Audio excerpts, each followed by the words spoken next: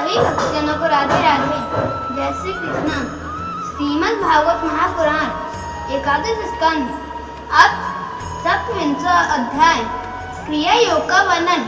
उद्धव जी ने पूछा, भक्त वत्सल श्री कृष्ण, जिस क्रिया योग का आश्रय लेकर जो भक्तजन जिस प्रकार से जिस उद्देश्य से आपकी अर्चा पूजा करते हैं, आप अपने उस आराधना रूप क्रिया योग का वर्णन कीजिए।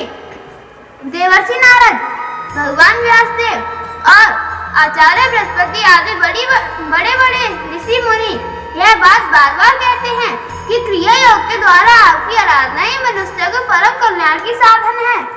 यह क्रिया योग पहले आपके मुखार बिंदु से ही निकला था।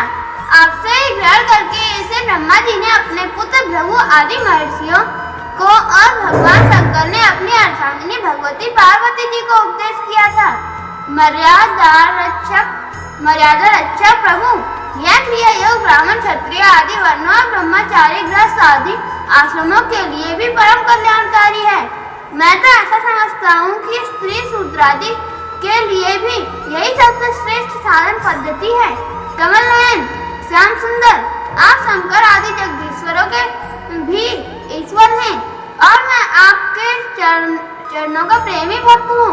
आप कृपा करके मुझे यह कर्म बंधन से मुक्त करने वाली विधि बतलाइए। भगवान श्री कृष्ण ने कहा, उद्धव जी, कर्म कांड का इतना विस्तार है कि उसकी कोई सीमा नहीं है, इसलिए मैं उसे थोड़े में ही पूर्वापर क्रम से विधि पूर्वक वर्णन करता हूँ। मेरी पूजा की 3 विधियाँ हैं, वैदिक, तांत्रिक और मिश्रित। इन तीनों में से मेरे भक्तों को जो भी अपने अनुकूल जान पड़े उसी विधि से मेरी आराधना करनी चाहिए। पहले अपने अधिकार अनुसार शास्त्रोक्त विधि से समय पर यज्ञोपवीत संस्कार के द्वारा संस्कृत होकर द्विजत्व प्राप्त करें। फिर श्रद्धा और भक्ति के साथ वह किस प्रकार मेरी पूजा करे, इसकी विधि तुम मुझसे सुनो। भक्ति पूर्वक निष्कपट भाव से अपने पिता एवं गुरु रूप मुझ परमात्मा का पूजा की सामग्रियों के द्वारा मूर्ति में, वेदी में, अग्नि में, सूर्य में, जल में, हृदय में अथवा ब्राह्मण में, चाहे किसी में भी आराधना करे। उपासक को चाहिए कि प्रातःकाल दत्तवेन करके पहले शरीर शुद्धि के लिए स्नान करे और फिर वैदिक और तांत्रिक दोनों प्रकारों के मंत्रों से मिट्टी और भस्म आदि का लेप करके पुनः स्नान करे। इसके पश्चात वेदोक्त संध्या वंदन आदि नित्य कर्म करने चाहिए। उसके बाद मेरी आराधना का सुदृढ़ संकल्प करके वैदिक और तांत्रिक विधियों से कर्म बंधन से छुड़ाने वाली मेरी पूजा करे। मेरी मूर्ति 8 प्रकार की होती हैं, पत्थर की, लकड़ी की, धातु की, मिट्टी और चंदन आदि की, चित्रमय, बालुकामय, मनोमय और मणिमय, चल और अचल भेद से प्रतिमाएं मूल भगवान का मंदिर है। उद्धव जी, अचल प्रतिमा के पूजन में प्रतिदिन आवाहन और विसर्जन नहीं करना चाहिए। चल प्रतिमा के संबंध में विकल्प है, चाहे करे और चाहे ना करे, परंतु बालुकामय प्रतिमा में तो आवाहन और विसर्जन प्रतिदिन करना ही चाहिए। मिट्टी और चंदन की तथा चित्रमय प्रतिमाओं को स्नान ना करावे, केवल मार्जन कर दे, परंतु और सबको स्नान कराना चाहिए। प्रसिद्ध पदार्थों से प्रतिमा आदि में मेरी पूजा की जाती है, परंतु जो निष्काम भक्त है वह अनायास प्राप्त पदार्थों से और भगवान मातु से ही हृदय में मेरी पूजा कर ले। उद्धव जी, स्नान वस्त्र आभूषण आदि तो पाषाण अथवा धातु की प्रतिमा के पूजन में ही उपयोगी है। बालुकामय मूर्ति अथवा मिट्टी की वेदी में पूजा करनी हो तो उसमें मंत्रों के द्वारा अंग और उसके प्रधान देवी देवताओं के यथास्थान पूजा करनी चाहिए तथा अग्नि में पूजा करनी हो तो घृत मिश्रित हवन सामग्रियों से आहुति देनी चाहिए। सूर्य को प्रतीक मानकर की जाने वाली उपासना में मुख्यतः अर्घ्यदान एवं उपस्थान प्रिय है और जल में तर्पण आदि से मेरी उपासना करनी चाहिए। जब मुझे कोई भक्त हार्दिक श्रद्धा से जल भी चढ़ाता है तब मैं उसे बड़े प्रेम से स्वीकार करता हूँ। यदि कोई अभक्त मुझे बहुत सी सामग्री निवेदन करे तो भी मैं उससे संतुष्ट नहीं होता।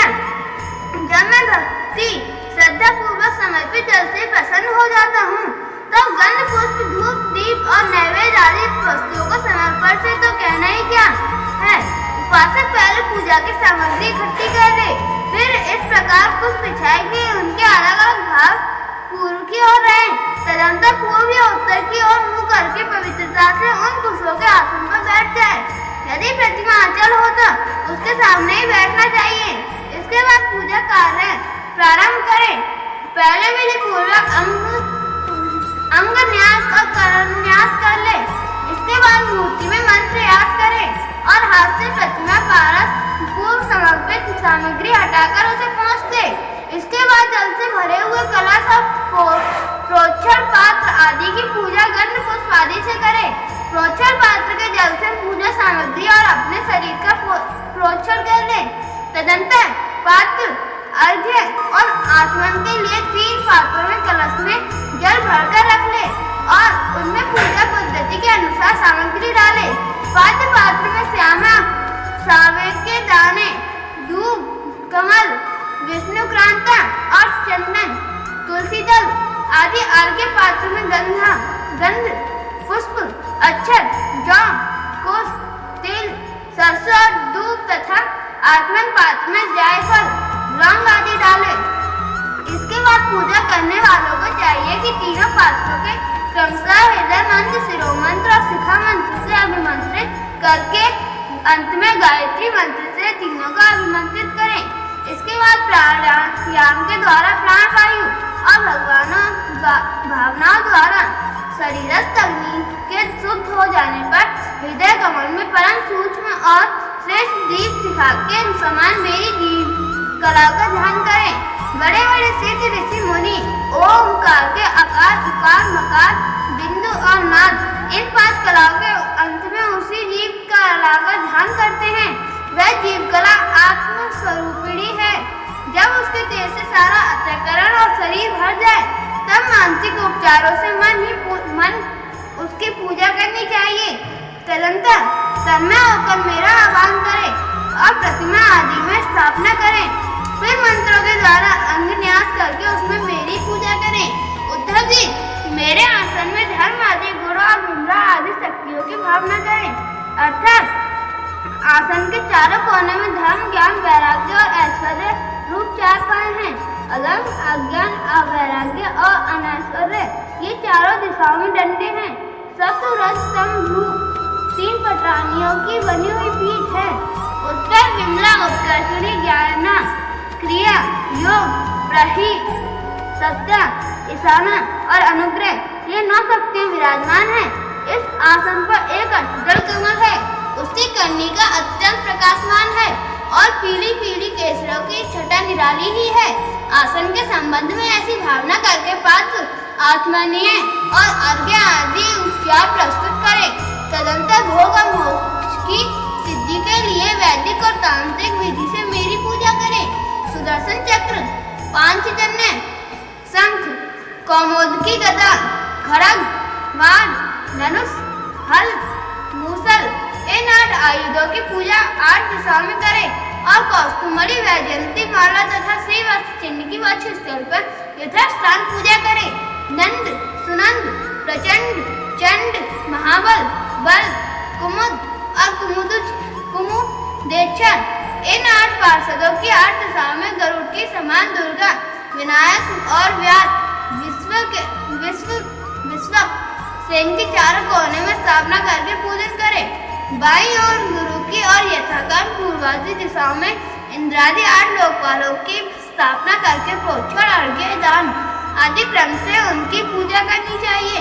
प्रिया उद्धव, यदि सामर्थ्य हो तो प्रतिदिन चंदन, खस, कपूर, केसर और अर्घ्य आदि सुगंधित वस्तुओं द्वारा सुवासित जल से मुझे स्नान कराएं और उस समय सुवर्ण इत्यादि स्वर्ण घमूर नावक जिंतम ते पुंडरीकाक्ष इत्यादि महापुरुष विद्या, सहस्र शीर्षा पुरुषम इत्यादि पुरुषोक्त और इंद्र नरो नेमजाता हवंत इत्यादि मंत्रों प्राणादि साम गायन का पाठ भी करता रहे। मेरा भक्त वस्त्र, यज्ञोपवीत, आभूषण, पत्र, माला, गंध और चंदन आदि से प्रेम पूर्वक यथावत मेरा श्रृंगार करे। उपासक श्रद्धा के साथ मुझे पात्र आचमन, चंदन, पुष्प, अक्षत, धूप, दीप और सामग्री समर्पित करें। यदि हो सके तो गुड़, खीर, घृत, पूड़ी, पूरे, लड्डू, हलवा, दही और दाल आदि विविध व्यंजनों का नैवेद्य लगावे। भगवान के विग्रह को दंतुन कराए, उपटन लगाए, पंचामृत आदि से स्नान कराए, सुगंधित पदार्थों का लेप करें, झटपट दिखाए, भोग लगाए और शक्ति हो तो प्रतिदिन अथवा पर्वों के अवसर पर नाच गाना आदि का भी प्रबंध करें। उद्धव जी, तदंतर पूजा के बाद शास्त्रोक्त विधि से बने हुए कुंड में अग्नि की स्थापना करें। वह कुंड मेखला, गर्त और वेदी से शोभायमान हो। उसमें हाथ की हवा से अग्नि प्रज्वलित हो करके उसका परिसमूहन करें, अर्थात उसे एकत्र कर दे। वेदी के चारों ओर पुस्तक कंडिका करके अर्थात चारों ओर 20-20 कुछ बिछाकर मंत्र पढ़ता हुआ उन पर जल छिड़के।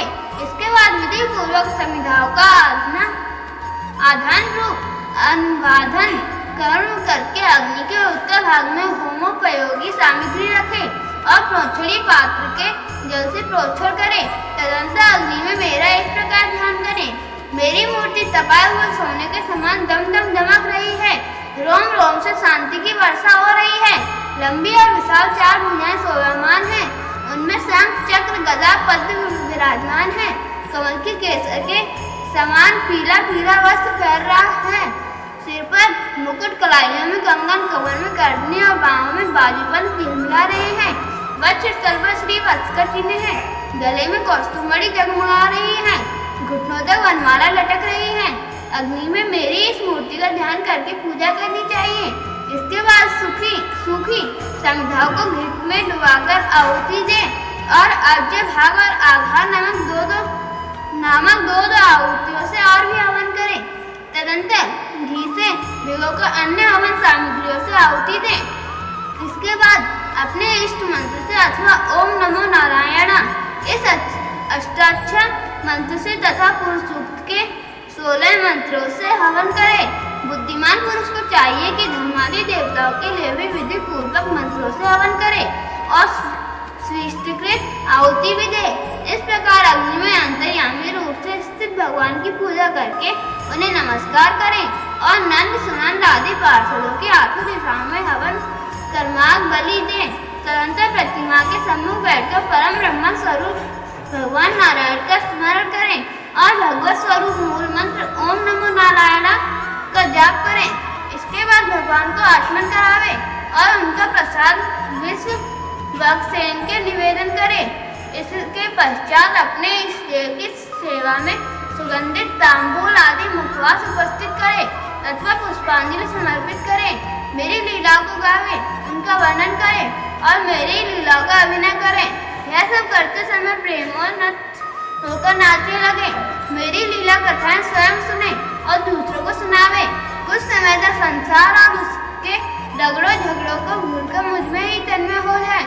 प्राचीन ऋषियों के द्वारा अथवा प्राकृत भक्तों के द्वारा बनाए हुए छोटे बड़े स्तव और स्तोत्रों से मेरी स्तुति करके प्रार्थना करें। भगवान, आप मुझ पर प्रसन्न हो, मुझे अपने कृपा प्रसाद से सराबोर कर दें। तदंतर दंडवत प्रणाम करें, अपना सिर मेरे चरणों पर रख दें और अपने दोनों हाथों से दाएं से दाहिना और बाएं से बायां चरण पकड़कर कहे, भगवान, इस संसार सागर में डूब रहा हूँ। मृत्यु रूप मगर मेरा पीछा कर रहा है। मैं डरकर आपकी शरण में आया हूँ। प्रभु, आप मेरी रक्षा कीजिए। इस प्रकार स्तुति करके मुझे समर्पित किए हुए माला आदर के साथ अपने सिर पर रखे और उसे मेरा दिया हुआ प्रसाद समझे। यदि विसर्जन करना हो तो ऐसी भावना करनी चाहिए कि प्रतिमा में एक दिव्य ज्योति निकली है और वह मेरी हृदयस्थ ज्योति में लीन हो गई है। बस यही विसर्जन है। उद्धव जी, प्रतिमा आदि में जब जहाँ श्रद्धा हो तब तहाँ मेरी पूजा करनी चाहिए, क्योंकि मैं सर्वात्मा हूँ और समस्त प्राणियों में तथा अपने हृदय से भी स्थित हूँ। उद्धव जी, जो मनुष्य इस प्रकार वैदिक तांत्रिक क्रिया योगों के द्वारा मेरी पूजा करता है वह इस लोक और परलोक में मुझे अभिष्ट सिद्धि प्राप्त करता है। यदि शक्ति हो तो उपासक सुंदर और सुदृढ़ मंदिर बनवाए और उसमें मेरी प्रतिमा स्थापित करें। सुंदर सुंदर फूलों के बगीचे लगवा दें। नित्य की पूजा, पर्वों की यात्रा और बड़े बड़े उत्सवों की व्यवस्था कर दें। जो मनुष्य पर्वों के उत्सव और प्रतिदिन की पूजा लगातार चलने के लिए खेत, बाजार, नगर अथवा गांव मेरे नाम पर समर्पित कर देते हैं, उन्हें मेरे समान ऐश्वर्य की प्राप्ति होती है। मेरी मूर्ति का प्रतिष्ठा करने से पृथ्वी का एकच्छत्र राज्य, मंदिर निर्माण से त्रिलोकी का राज्य, पूजा आदि की व्यवस्था करने से ब्रह्मलोक और तीनों के द्वारा मेरी समानता प्राप्त होती है।